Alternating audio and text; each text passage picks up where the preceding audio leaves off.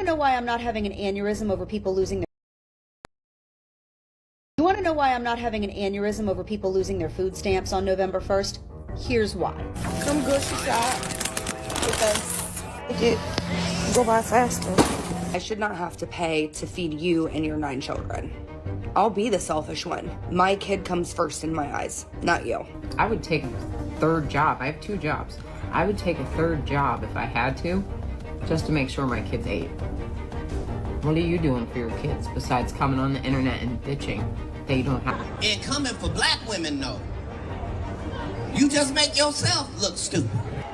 She got SNAP, EBT, and a degree, huh? Katt Williams is back in the spotlight again, and this time it's not because he's calling out the industry or roasting another comedian. Instead, he's clapping back at a wave of online Karens who are making tone-deaf jokes about government food assistance cuts and taking shots at women of color who rely on food programs. Ever since news broke about federal food aid being cut under Trump, social media has been flooded with videos of certain users saying things like, "Good, get a job," and "I don't want to pay for your kids." And they keep pairing those statements with clips of black women discussing food support, which feels targeted and messed up to a lot of people. Katt isn't having it, and he's calling out the disrespect loud and clear, pushing back on this energy like this ain't funny and it ain't right.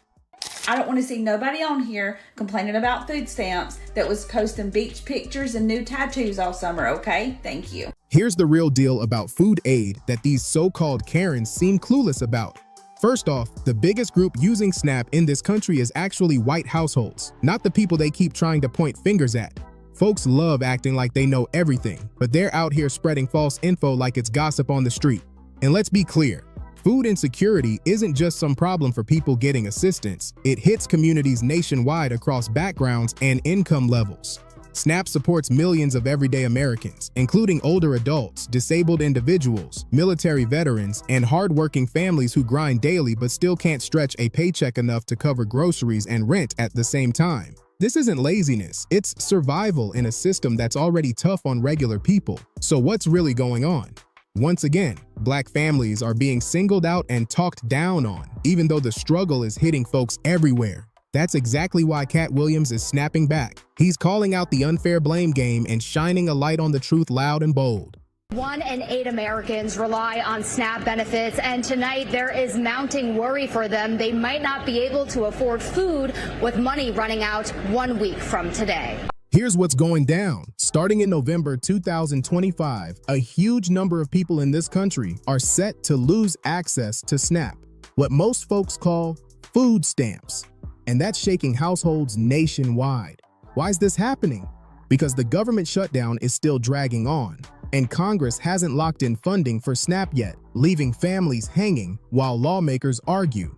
Now here's the twist. Officials are claiming they can't legally send out food benefits for November without Congress signing off. But that story isn't lining up with the facts. There's already language in government policy showing emergency funds can be used to keep SNAP running during shutdowns, meaning leaders could act if they really wanted to. Instead, certain politicians are choosing not to push that support through, and that decision hits real people, not the ones sitting in those big fancy offices. The official guidelines themselves even state that SNAP has guaranteed funds available to continue running programs during a shutdown. So all this "our hands are tied" talk has folks side-eyeing hard.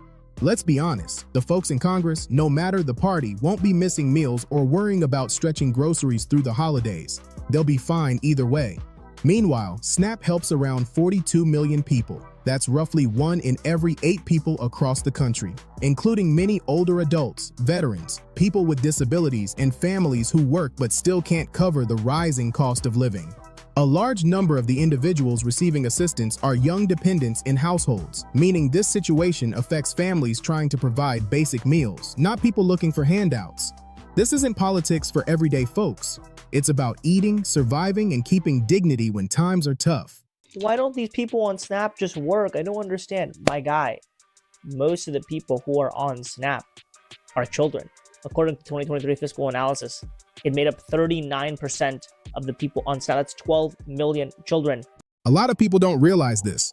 Food insecurity isn't just some individual life choice problem. It's a whole nationwide emergency that affects every corner of the country, even if you personally never touch SNAP benefits in your life. When millions of folks can't get steady access to food, it doesn't just impact the households missing meals. It shakes the economy, the workforce, and whole communities trying to stay afloat. Think about it. When young students go to school hungry, they struggle to focus, which affects learning and future job performance, and that hurts the country long term. Adults trying to push through work without proper nutrition end up dealing with health problems more often, and that drives up medical costs for everybody, not just the ones struggling.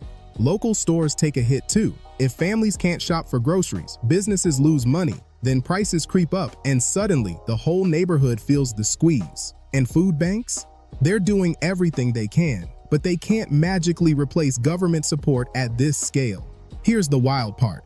About 47.4 million people in the U.S. face food insecurity, including 13.8 million young individuals in households who rely on adults for meals. While at the same time, this country has over 900 billionaires with a combined wealth of around $6.8 trillion. That means this problem isn't about not having resources. The resources are here, but the gap between the ultra-rich and everyday working families keeps stretching wider. This is straight up about wealth inequality growing like crazy, not about people being unwilling to work or take responsibility. And that truth is getting harder and harder to ignore. The US is one of the wealthiest nations in the world. It ranks first based on total GDP and seventh based on GDP per capita. Yet when it comes to food security, America ranks 22nd among developed countries. 33.8 million Americans didn't have adequate access to food, according to the latest report from the USDA. That's 13.5 million, or 10.2% of all US households in 2021. I literally stand on 2nd Avenue at 4 o'clock in the morning and go around behind the restaurants and wait for the bakeries to deliver bread. When you're that hungry to steal bread from the restaurants behind the stores, you're hungry. Let's clear this up loud and clear. SNAP isn't some program serving one race or one type of household. It's a mix of people from all kinds of backgrounds trying to keep food on the table. According to real data, around 37% of folks on SNAP are white, about 26% are black, and the rest include Hispanic, Asian, Native American, and multiracial families. This support system reaches across neighborhoods, income levels, and life situations, not just one group like some people try to claim. But here's where it gets shady.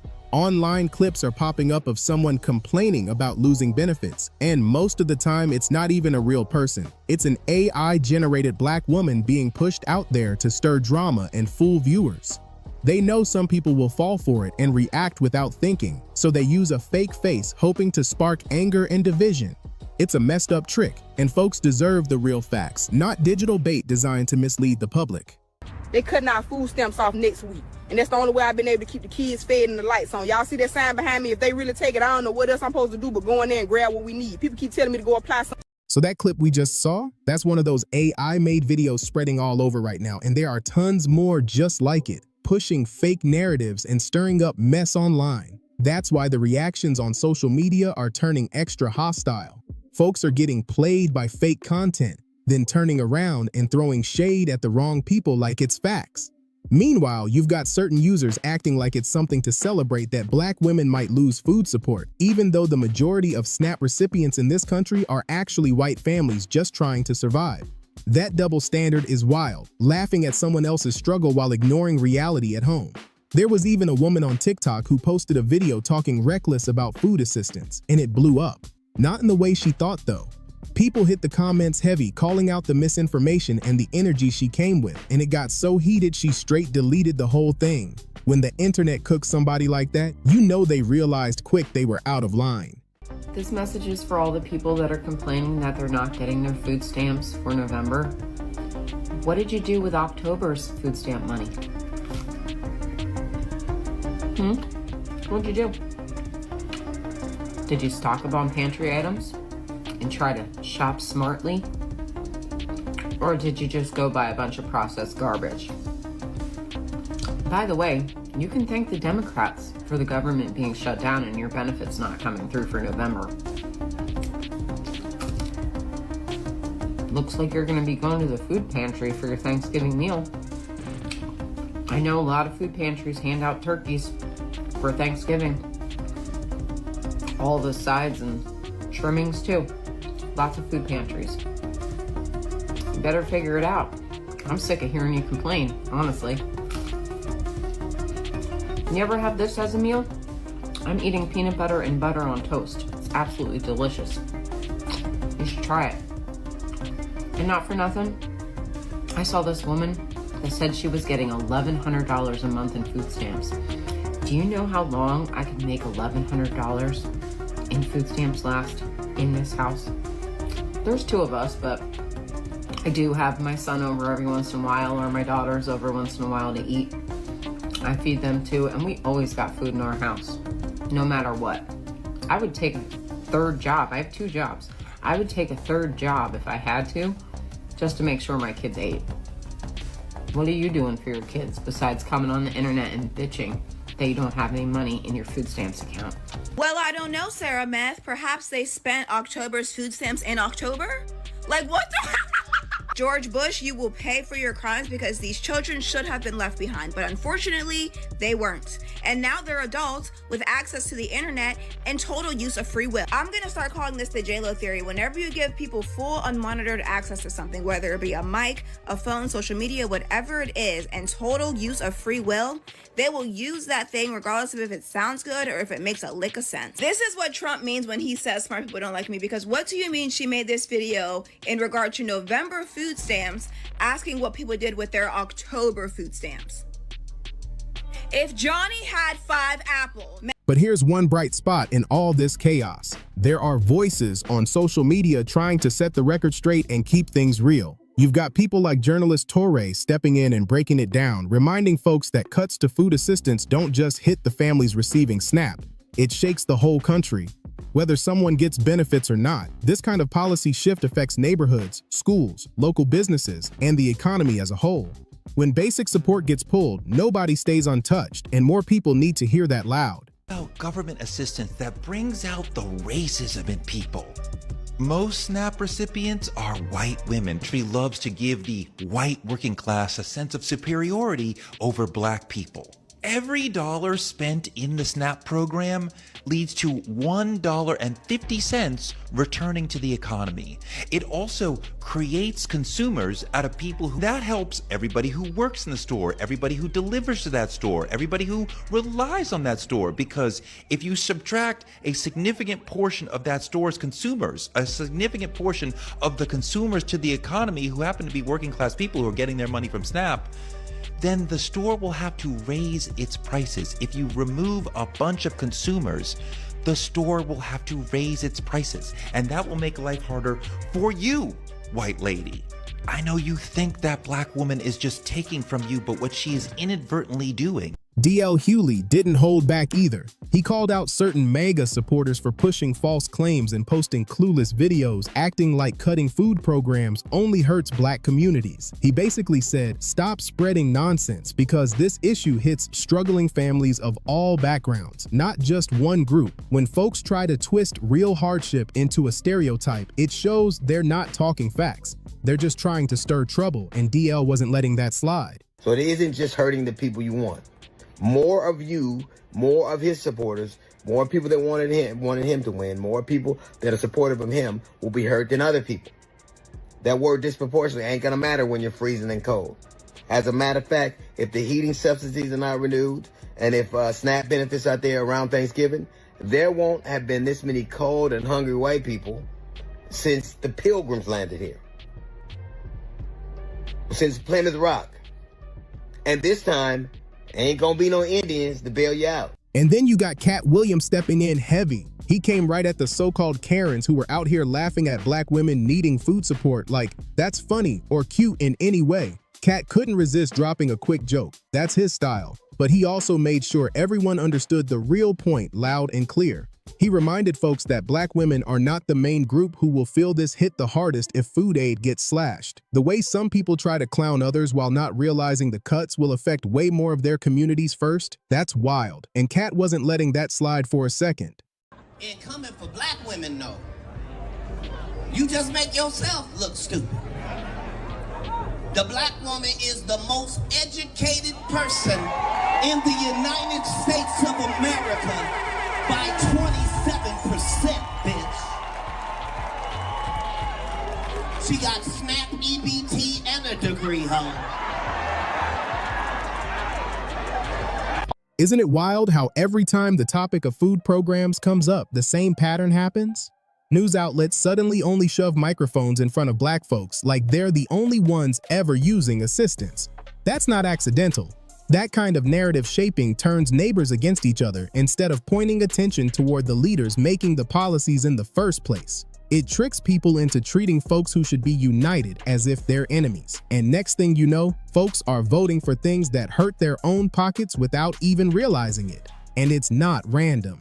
This playbook has been used for decades. That's why these AI clips keep popping up online showing fake black women complaining about benefits. Because the goal isn't to show reality, it's to steer emotions and distract people from what's really happening with policy decisions. That's not coincidence. That's strategy, plain and simple. To show how far some people will go, check this example. Conservative lawyer Mike Davis, who people were saying might be a candidate for Attorney General under Trump, posted this online recently. Quote, "We should only help people who can't help thee. It's outrageous. 40 million people get food stamps. Get off your fat ghetto ass, get a job. Stop reproducing, change your culture. Stop giving food stamps to immigrants. We don't want you here if you won't work." End quote. So tell me, who do you think he's pointing at with that language? The phrase, fat ghetto ass. That's pretty revealing. And change your culture? What culture is he implying needs to be fixed? Let's be real here. Everyone already knows what he meant, even if he tried tossing in the word immigrants for cover. And the stop reproducing part? Funny how someone can say that but still throw around the pro-life label when convenient. That kind of contradiction speaks volumes. It's unbelievable. But here we are, watching it happen in real time. To close this out, check this post from someone on X who didn't hold back. Quote, "Let November roll around and those poor white people don't get a Snapchat and we'll find out how hungry you have to be to stop being racist." End quote. The message behind that, hunger has a way of reminding folks we're all human, and struggle doesn't care about skin color. It hits wherever money runs short. So what do you think is really going on here? Is this whole situation just sloppy planning, or is someone trying to stir division so people argue with each other instead of asking questions about government choices? Are these benefit cuts just about dollars, or are they being used to spark racial tension and blame black communities for a problem that, by the numbers, affects more white households than any other group? Drop your thoughts, let's talk. This is bigger than politics. It's about fairness, facts, and how we treat each other when things get tight. Tony. I think everybody was shocked when we found out that these two actually got married. I know, like, there's a lot of things we will do in order to pay our bills, but I never thought the relationship between Tony and Birdman was genuine. I just knew that he was just willing to go broke behind her. It just never fit. And so apparently in August of last year in 2024, they had a secret wedding. Finally got married in secret, even though everything else was public. And then she went and tried to annul the marriage 2 weeks later because she realized she had stuff. Man, I've got to admit, this is one of those rare moments where I actually agree with Tasha K on something. Because seriously, this relationship between Toni Braxton and Birdman makes absolutely no sense. Like, come on. Toni Braxton, the R&B icon herself, got married to Birdman only to file for divorce 2 days later. What kind of whirlwind drama is that? Toni's a whole legend with a legacy to protect, and now she's caught up in this messy situation that feels beneath her. Meanwhile, Birdman seems completely thrown off. He's been dragging his feet on marrying her for over 6 years, keeping things pending while Toni sat back, cool and patient, waiting for the green light. But when it finally came time to seal the deal, Toni played it smart. She locked it down and allegedly secured herself a nice payout from Birdman's estimated $160 million fortune. That's no small bag. I bet he didn't expect that twist, especially considering the history he's got with money issues and how folks still talk about what happened with Lil Wayne's cash. Now everyone's asking the same question. What on earth made Toni pull the plug so fast after finally saying "I do"? See, these two go way back, almost 20 years, and they've always called each other friends. But let's be real. After 2 decades of being that close, it's hard to believe there wasn't more going on behind the scenes. The chemistry was way too strong to be just friends. Before we dive deeper into this wild story, make sure you hit that subscribe button and give this video a like. Over 90% of the people watching Fame Drop aren't subscribed, so don't miss out on the next big celebrity bombshell. You know, me and him have been friends for 16 years. I know you had a song like 15 years ago. Yeah, too, we've right? been like besties for a long time. People always say that. But No, this is real. Like, no cross the line. Besties, like you always kept in touch and you always talked. We would keep in touch. He would come see me when I had my plays. When I had my baby shower, he would come. Like, we were really friends. Enjoying the video so far? Smash that like button and subscribe to Fame Drop so you're here for the next one. Toni swore up and down that nothing ever happened between her and Birdman before they officially started dating. No lines crossed, no secret flings, nothing like that. Okay, cool, let's roll with that. But then suddenly, whispers started floating around everywhere and people were shocked. See, Birdman is known for keeping his personal life locked up tighter than a vault. So when folks started saying that he and Toni were actually dating back in 2016, everyone's jaws dropped. Then came even crazier talk that they might have eloped in 2017. Can you imagine the headlines? Of course, both of them shut it all down quick. Toni said, "Nope, that's not true." Birdman denied it too. According to them, they were just hanging out, keeping things cool, cute, and chill, like two friends who just happened to have major star power and undeniable chemistry. But fans weren't buying it for a second. They could feel something real brewing behind all that calm talk. What's happening with you? You was at the awards last night? Yeah, I was out there. Working? Doing my thizzle. And you were with Toni, which kind of felt like some sort of announcement. I wouldn't look at it as an announcement. Not for me, on my behalf. You know, I just wanted to come. Me and T just went to the awards, check it out. So, what's the big deal? It is a big deal. You know why it's a big deal? Because it's Birdman and Toni Braxton. And also because we don't see you like in a relationship. We talked about this last time when you I've always been off the radar because I think me personally, I always felt your personal life don't have nothing to do with conflict with your entertainment life. But then came the juicy twist. A blind item started making its way around the internet, hinting that Toni and Birdman were way more than just friends. The gossip piece spilled some serious tea, saying, this former A-list aging singer, who comes from a famous singing family, dumped her longtime boyfriend because she had to take care of her family and pay off her massive debt. So instead of chasing love, she said she sold herself to the highest bidder, and that bidder is a man living on borrowed time, with enemies coming for him. Now, if that doesn't sound exactly like Toni Braxton, I don't know what does. It lines up perfectly. Remember, Toni filed for bankruptcy not once, but twice, the second time back in 2010, after she was forced to cancel her Las Vegas residency while battling lupus. That illness hit her hard, and she's been open about how it drained her emotionally and financially. On top of that, Toni's always been the rock for her family. Her sisters even admitted they leaned on her financially, expecting her to foot the bills. That's a heavy load for one person to carry. And when Toni spoke about Birdman, it made sense why she felt such peace being with him. She said, "It's comforting to have someone tell you it's okay to be ill and that you don't have to be Wonder Woman all the time." Those words hit deep. Living with lupus is exhausting, and she admitted that with Birdman, she didn't have to fake being strong when she was falling apart inside. Toni even confessed, "I've always had issues dating because I was ashamed to have lupus and thought no one would want to care for a woman like me. But with him, I felt comfortable. I could throw on a little hat or scully, swipe on some lipstick and mascara, and still feel beautiful. I could finally just let my hair down, and it felt amazing. It's touching, raw, and real. But also, it adds a whole new layer to this messy story." People don't know 2016 November when I was on tour October, I was really sick. I don't mean kind of sick. I mean like really, from the really lupus? sick. Yeah, I had a really bad flare, and I was on tour. And every day I was on tour, he was there with me. If he left out, he would come back. And this was before anybody knew you guys. We weren't anything. It was like, buddies. It was nothing. Not even a day. He was my friend. And he was there. I don't know if he already loved you. He's there every day taking care of you. But you know, he really was there every day. My buddy, my friend T. You all right? You good? I'm cheering good. You know, he was just there as my friend. Like cheering. I'm cheering good. Big Mama good. He was there every day for the shows. And on my off days, he would go and take care of his business, but he would follow me on the bus and just make sure I was okay. And I don't know if you've ever been really, really sick in your life and you feel kind of hopeless and you got somebody who's a friend that's there. That's kind of, it just made me see him differently. It really seemed like Birdman was all in on Toni too, because when he finally popped the question, he went big, like $1 million ring big. The moment she said yes, Tony proudly posted a picture of the two of them, and that diamond was impossible to miss. It was shining like a spotlight. You could literally see that rock from across the room. Birdman reportedly dropped around $1 million on that engagement ring, proving he wasn't playing around when it came to Tony.